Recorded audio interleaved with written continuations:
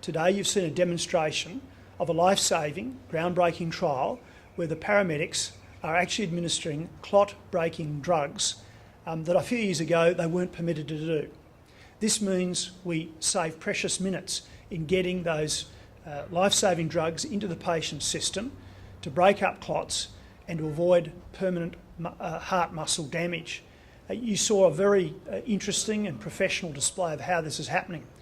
Today we're announcing here on the Sunshine Coast that there'll be 7 paramedics who'll be involved in the trial locally, another 5 in the Wide Bay Health Service area and another 5 at Mount Isa.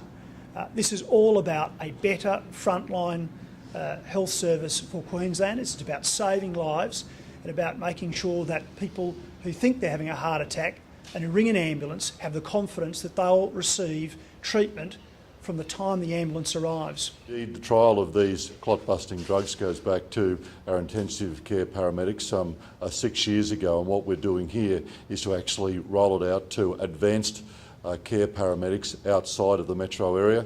This saves lives. Indeed, we have around about 8,000 people each year who have heart attacks. We have 2,000 Queenslanders who die of heart attacks, and indeed, if you look at the time that this trial has been going over the last few years, some 2,800 Queenslanders have been attended by paramedics who have these particular skills and competencies to deliver these clot-busting drugs and to also to be able to then access directly into cardiac cath labs around the state.